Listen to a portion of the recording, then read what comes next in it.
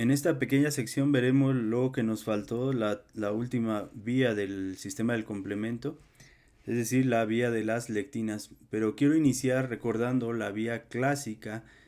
Como vimos, era sobre todo las IgM son por excelencia el anticuerpo que fija el complemento. Las IgG necesitan tener una estructura parecida, es decir, quedar muy cercanas una de la otra para simular la estructura de la IgM. Por eso esta es por excelencia la fijadora de complemento. En todas las explicaciones o videos que existen, ponen siempre una IgG, no, nunca he entendido tampoco esa parte.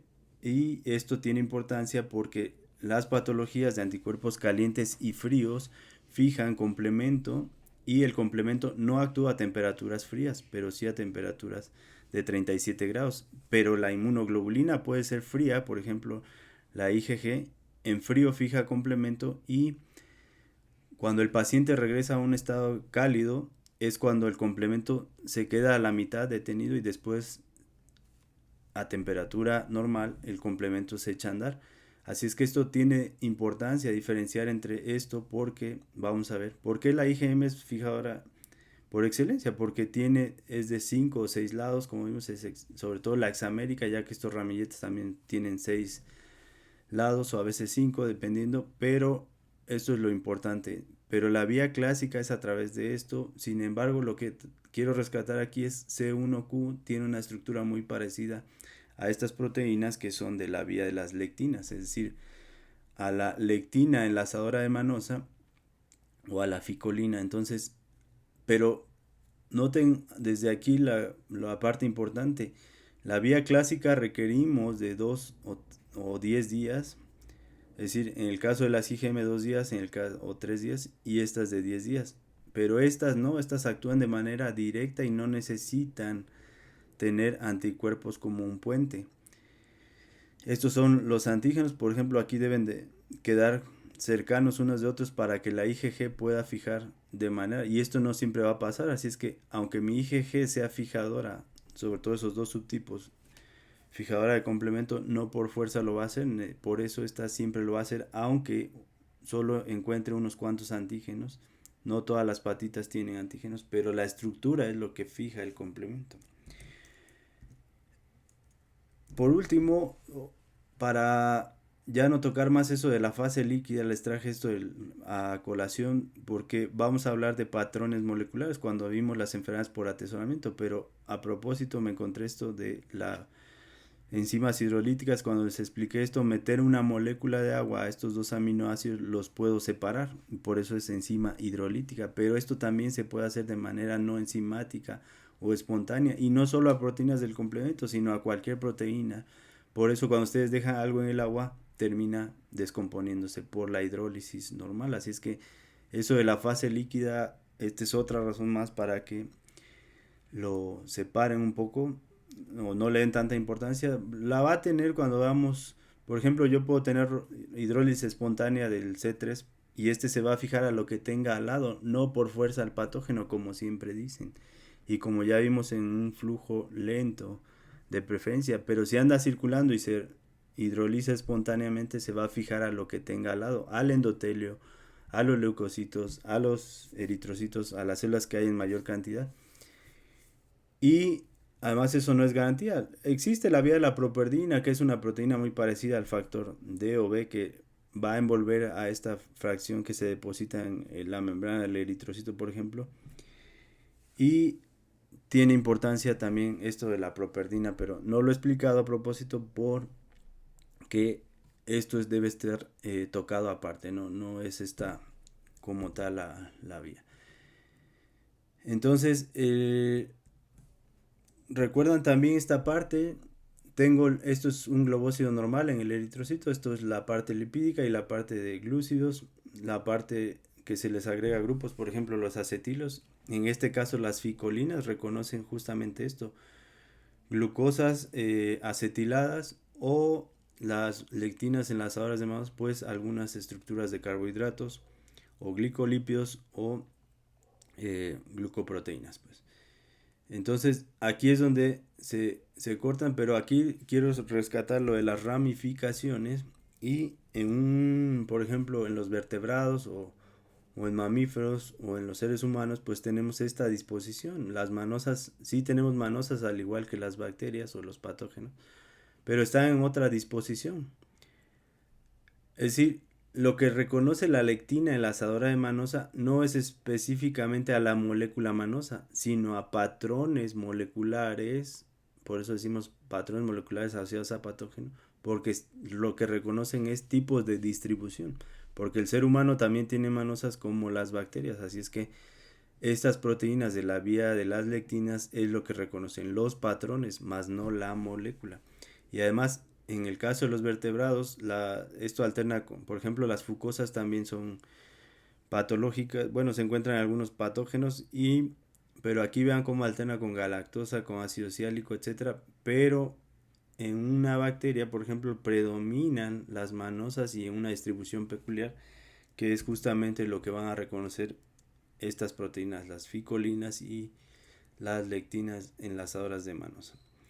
De manera rápida, aquí están las diferencias de las bacterias gram positivas, gram negativas. Noten esta cápsula, que es lo que decíamos, que se hidrata y es resbaladizo para los macrófagos o neutrófilos, pero si esto yo lo recubro de C3b, pues aumento hasta 1000 veces la capacidad de fagocitarlas por estos leucocitos, porque esta cápsula se hidrata y es resbaladiza. Pero noten cómo estas proteínas, por ejemplo el ácido teicoico en las gram positivas sobresale aquí, y aquí es donde me sirven los anticuerpos, porque esto se le puede escapar al complemento, pero los anticuerpos lo pueden fijar.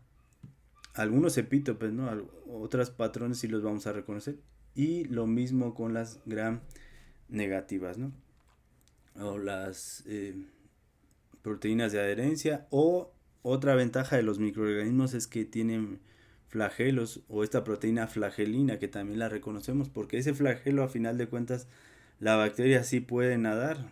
Parece broma, pero una bacteria se puede mover como un espermatozoide y nadar, a diferencia de un leucocito que se tiene que ir agarrando de moléculas de adhesión, tanto en el tejido a las proteínas o a las fibronectinas o a las colágenas, es decir, no va nadando, así es que esto les da ventaja a las bacterias, y este es el chiste también del complemento, echar a perder esas eh, cápsulas, esos flagelos, etcétera. Entonces, aquí tenemos solo algunos ejemplos, hay más, pero estos son los principales. Por ejemplo, las endotoxinas, en general se dice así para todas esas proteínas que acabamos de ver de las gram negativas, el ácido lipoteicoico, algunos mananes como el lipomanán o el lipoaraminomanán, que es importante en la tuberculosis, el lipopolisacárido bacteriano, los que ya conocen y que frecuentemente nos enseñan. Este es muy importante, N-formilmetionina. Recuerden que toda síntesis proteica inicia con el aminoácido metionina. A veces es cortado, a veces queda ahí. Pero en nosotros iniciamos con metionina, pero en las bacterias inicia con N-formilmetionina. Con formilmetionina más bien. Es decir, al grupo amino, esto que llamamos N, le agregamos un grupo formilo, y eso es lo que llamamos N-formilmetionina. Es una metionina pues modificada, pero esto es en las bacterias y en nosotros solo es metionina. Pero otra cosa importante, es decir, si existe esto en el ambiente, formilpéptidos en el ambiente, eso es fidedigno de que hay un microorganismo o un daño molecular. Por eso también hay DAMs, porque las mitocondrias, recuerden que son bacterias que viven en simbiosis con nosotros, también inician su síntesis con formilmetionina. Así es que si una célula en un traumatismo, por ejemplo, se rompe o se lisa, se libera esta formilmetionina de la mitocondria, y el complemento y los leucocitos se activan, pero en este caso no fue por microorganismos, sino fue por la mitocondria dañada. Así es que también, y hay que ir a limpiar esa parte del trauma, así es que también esto es importante. Entonces, no confundir formilpéptidos de la degradación de esto con los fibrinopéptidos de la coagulación, los que vimos, el A y B, que también son quimiotácticos. Entonces, vean la lógica y cómo todo esto va siguiendo un una lógica, pues no solo lo que decíamos de explicar las cosas como si todo fuera una misma, todo tiene una razón y aquí se ve mejor. En el caso de los hongos, este que vemos aquí, estas hifas gruesas, o los que ya vimos, Aspergillus, Rhizopus, van a tener sobre todo esta distribución de manosas y fucosas que vimos en el esquema, ¿no? Mucormicosis, por ejemplo, y es lo que va a reconocer el complemento. Aquí está representado de manera muy simple esas bolitas rojas como antígenos, pero podríamos poner que estos ahora son residuos de manosa o de fucosas, es decir, estos patrones que vimos. Y para el caso de las ficolinas se une sobre todo a carbohidratos acetilados. La lectina enlazadora de manosa, pues su nombre lo dice a estos, pero noten que es de manera directa y sin anticuerpos, y aquí ya lo tenemos. Se va a unir a ellos y de manera directa van a fijar el complemento aquí. Como decíamos, son estructuras muy parecidas a C1Q, y C1Q recuerden que llamaban a R y a S. En este caso se llaman unas proteínas similares, pero no se llaman R y S, sino son estas de acá, que en inglés lo que quiere decir es que son proteínas asociadas a lectina enlazadora de manosa o a las ficolinas, pero básicamente se van a unir de manera muy parecida a como lo hacía R y S al C1Q. Entonces aquí lo vemos, se atraen estas proteínas, se fijan ahí, sobre todo el que más me interesa es más 2 porque es el que va a tener más la actividad proteolítica. Sin embargo, lo pueden hacer todas estas. A las ficolinas de preferencia se fijan la 1 o la 2, y después vamos a tener, de aquí en adelante va a ser muy parecido a la vía clásica, porque ahora estas proteínas van a romper a C4 y a C2 en sus formas mayores y menores, igualito a lo que vimos en la vía clásica, pero allá fue por el complejo C1Q, R y S, ¿no? Y le vamos a romper en esos fragmentos al igual que a C2. Como vemos acá, aquí ya estamos rompiendo a C4 en sus fragmentos A y B. Recuerden que C4A es quimiotáctico. Continuando va a pasar lo mismo con C2, pero noten que C4 se pega de manera covalente a proteínas de membrana, y C2 también es roto en ese fragmento y se liberan esos pequeños fragmentos que tienen importancia y que ya la vimos, y se forma finalmente esta unión de C2 con C4, C4B2A en la membrana. Y si recuerdan la vía clásica, esto es una C3 convertasa, y por eso decíamos que a partir de aquí va a ser muy parecido a la otra vía. Entonces esta C3 convertasa, que ya saben cómo se abrevia, C4B2A, va a cortar a C3 en sus fragmentos igual, C3A y C3B, y esa es una sustancia. Noten que estas sustancias cada vez son más quimiotácticas. Estas fueron menos quimiotácticas, estas más, pero si nos vamos más atrás, acuérdense de los fibrinopéptidos, que son quimiotácticos y se van sumando con estos, y estos, es decir, esto también se va amplificando, y C5 recuerden que es todavía más potente. Pero recuerden otra cosa importante, estas dos rompen a cientos de moléculas de C3 para la opsonización, y aquí tenemos nada más una pequeña fracción, es decir, casi 1000 moléculas de C3b por cada complejo de estos se forman para opsonizar al patógeno, y estos van amplificando la quimiotaxis.